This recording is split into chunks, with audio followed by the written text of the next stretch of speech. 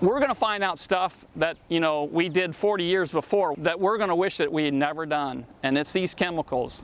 An algae crisis threatening our treasure coast. A cycle of despair and disgust amidst promises made and broken. Billions of gallons of water are rushing from Lake Okeechobee to our coastline. How much pollution is too much? How much danger is too much? How much before this will stop?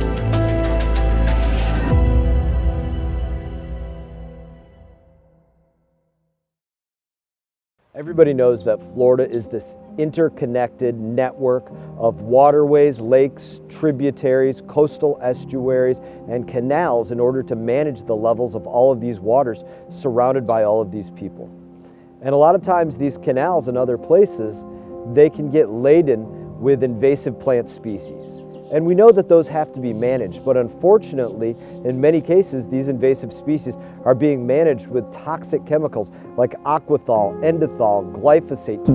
They have, one of the biggest one is endothol. That's their biggest one. That's the one that they're subsurface injecting up in Lake Toho.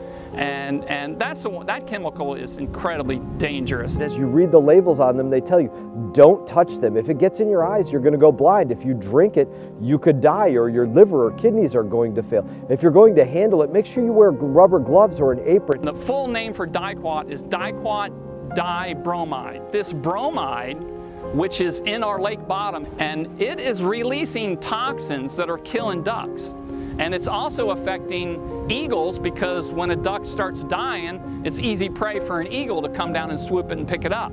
That chemical they've been spraying it for 40 years. We know very little bit about it. We have literally thousands of gallons of these chemicals being dumped into our waterways that are the waterways for our manatee, or the waterways that are primary drinking supplies for places like Okeechobee, or backup drinking water supplies for places like West Palm Beach, and we're going to dump those toxic chemicals into that. It shouldn't make any sense to anybody. The one thing that we can stop now is the spraying of these aquatic plants. And to me, that's the most important thing that we can do right now, is to get these plants, stop killing them, let them grow back, and they will filter out this algae.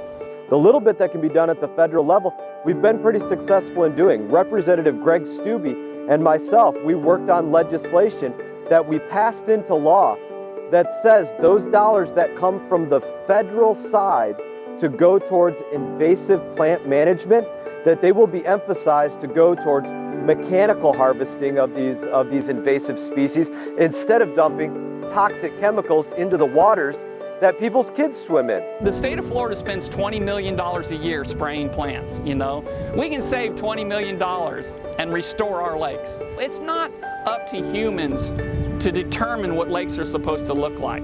These lakes are owned by the critters that live in them, the fish, the snakes, the frogs, and all that stuff.